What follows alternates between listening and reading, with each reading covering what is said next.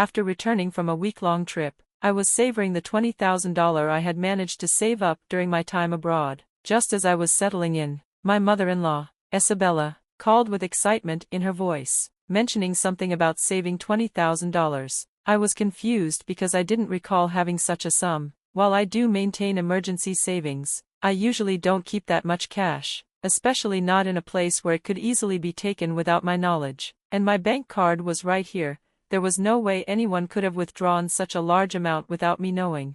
Macy, Esabella's daughter-in-law, explained that she had taken the money from a sideboard drawer, assuming we were wealthy. I thanked her for her thoughtfulness but was perplexed as to why she thought I'd given her that money. After our brief conversation, I started wondering where the $2,000 I'd noticed missing had gone. The mystery remained unresolved until Charlie, presumably her husband, returned home a month later.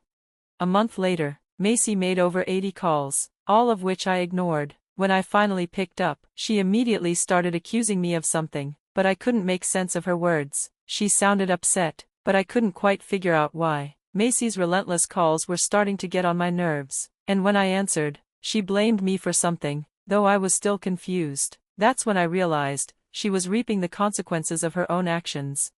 Macy's voice echoed through the phone as I finally learned her full story. Her name was Emily, a 32-year-old freelance jewelry designer. I really want children, she said, but my job keeps me too busy. She went on to explain that her husband, Charlie, who was the same age as her, used to work a regular job but now helped manage her business. When they married, Macy wasn't making much as a designer, so they relied on Charlie's income, but by the time she turned 30, her career had stabilized, and she needed help managing her growing business. Charlie had quit his well-paying job and joined her as a partner. Now, they had international brand deals, though their relationship wasn't without strain.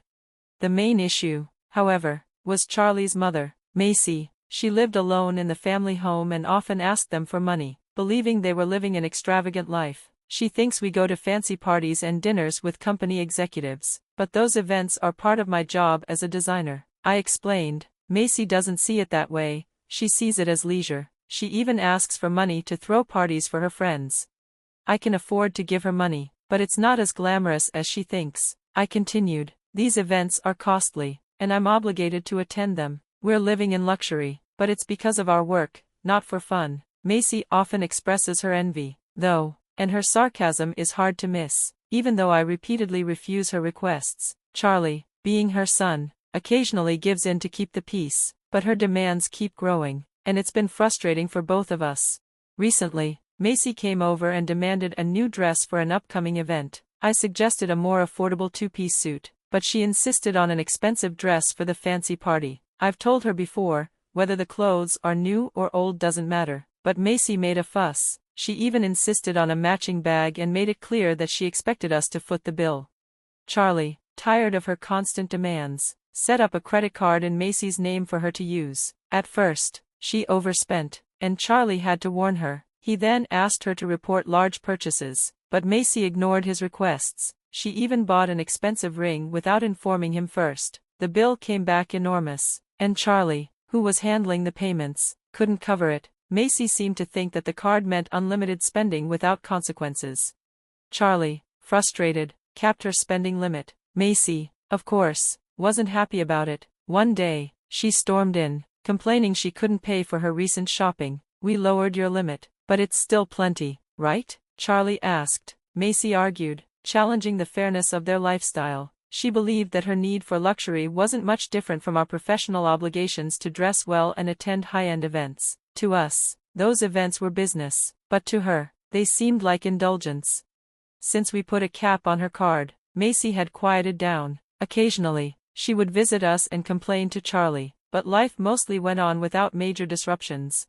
As the year drew to a close, a foreign brand approached me with an exciting proposal to expand our business overseas. The opportunity felt like the break we'd been waiting for. I saw the overseas opportunity as my chance to join the ranks of top-tier designers. Charlie, managing my career, saw it as a rare and valuable opportunity we couldn't afford to miss. But there was one looming concern: Macy. Given her past behavior, we worried she might want to tag along. When we shared our plans with her that weekend, her reaction was just as we feared. Macy accused us of trying to deceive her, claiming we intended to live even more lavishly overseas. Charlie patiently explained that this was for work, not leisure, but Macy wasn't convinced. She feared we were planning to relocate permanently and leave her behind. "We'll come back once our work settles down overseas," I reassured her, but she still seemed uneasy about being left out. Both Charlie and I were exhausted from this circular conversation, and though we couldn't take her with us, Charlie, worn out from trying to reason with her, suggested paying for a week-long trip for her instead. "Really? Are you sure?" Macy asked, half excited. Charlie promised to cover her flight and hotel expenses. For a brief moment, we thought we had peace, but it didn't last. A few days later, while Charlie was occupied with overseas arrangements, Macy came over to our house. "I want to shop while I'm there too. Can you give me some money?" she asked. I reminded her about the card Charlie had given her, but she admitted he had taken it back, fearing she might misuse it with the different currency rates abroad. I explained that I couldn't give her money without Charlie's approval. Upset, Macy left, raising her voice as she went. Over the new year, she went on her trip. When she returned, Macy called, full of excitement, eager to share her experience, the souvenirs she'd bought, and how she'd overspent. Growing frustrated, I asked her about the money she claimed I had saved up for her. I had no recollection of any such savings, and things were about to take an unexpected turn.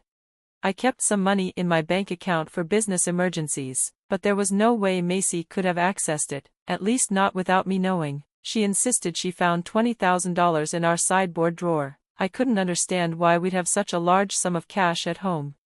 I told Macy that if she had taken money without permission, it was theft, even if she was family. I stressed the seriousness of the situation, especially if Charlie had set the money aside for an important deal. There had been no disruption to our business or payments while she was away. Macy nonchalantly admitted to using the money. "I'm telling you now that I used it," she said. I pointed out that taking someone's money without asking was a crime, and I expressed concern about her entitlement. She defended herself, saying, "You two live so extravagantly, why can't I have a little of that? Think of it as doing a favor for your parent." I found her reasoning troubling. She had taken the money without permission, and her justification was unacceptable. I promised to speak with Charlie about it when he returned. Macy, convinced Charlie would understand because she was his mother, claimed that $20,000 wasn't a big deal to him. I agreed to pass along the message. Still baffled by the situation, Macy ended the call by saying, "Please tell him that, thanks." When Charlie came home that night, I asked him about the $20,000. He explained that he had withdrawn the money from his bank account 10 days ago for an urgent payment, needing cash immediately, but I was surprised he kept such a large amount at home, especially considering the risks involved. Charlie looked troubled. "Did you hear anything about the money?" he asked. I mentioned that Esabella had called, thanking us for the $20,000 and saying she had a great time with it. It turned out the money was indeed Charlie's, but we still didn't know what it was meant for. I pressed Charlie further, asking why he had kept such a large sum in a drawer when we usually handle payments through bank transfers. Charlie sighed and revealed the truth. After limiting Macy's credit card spending, she had secretly borrowed money from multiple sources, including consumer finance cards and credit cards. Macy had opened credit accounts without Charlie's knowledge. When he discovered this, he took away all her cards and withdrew cash to pay off her mounting debts. Though he handed her the money, he was wary of her spending it recklessly. Slowly, the situation became clearer, but the mystery of Macy's actions still lingered. My initial plan had been to pay the institutions directly through bank transfers, but Charlie preferred to avoid leaving a paper trail in our accounts, believing it would maintain trust with our business partners. So, he withdrew the cash and paid the debts individually. Supporting Macy's overseas trip was his way of giving her a parting gift, knowing that after we moved abroad, we wouldn't be able to take care of her like we had in the past. As time passed, Macy's calls to my phone became relentless, sometimes as many as 80 a day. Charlie had advised me not to respond, but her persistence worried me. One day, her voice was strained and almost tearful as she apologized for interrupting my busy preparations for the move. She explained that she was receiving payment demands every day and that Charlie had been blocking her calls. She couldn't get through to him and begged for my help, saying I was her only hope. I was shocked that Charlie had taken such a drastic step with his own mother. If he had used the cash he'd set aside to pay off her debts, maybe all of this could have been avoided. Now, Macy was drowning in collection letters from finance companies and consumer lenders. The relentless calls and her helplessness were like something straight out of a drama. I brought it up to Charlie, but I had no idea how he would react. Macy pleaded again, claiming it was a son's duty to help his mother. The call ended, and when I told Charlie about it later, he dismissed it coldly, saying that Macy had squandered her opportunity.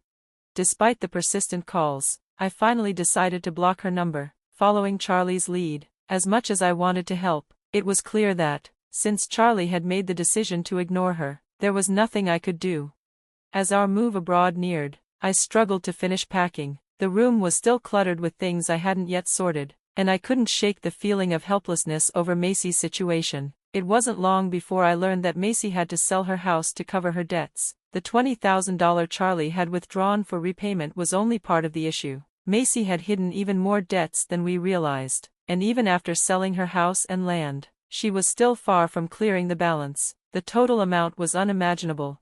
Our family home was gone, and while Charlie was sad, he acknowledged there was nothing more we could do. Losing the house where one had grown up must have felt like a significant loss, especially for Charlie, who no longer had a place to return to. Macy ended up living in a cheap apartment, struggling to make ends meet with her part-time job. Finding stable work at her age must have been a challenge. Though I sympathized with her on some level, I couldn't ignore that her choices had led to this outcome. At some point, even the elderly need to take responsibility for their actions. Meanwhile, my business was thriving overseas. The move had brought in more inquiries from unexpected sources, and I received offers from brands I never would have imagined back home. While I appreciated the success, it left me with little time to sleep. Charlie was just as busy with the new opportunities coming his way. At this pace, the thought of having children still seemed far off. I found myself pondering it as I gazed out at the city skyline, reflecting on how much had changed since we first left home.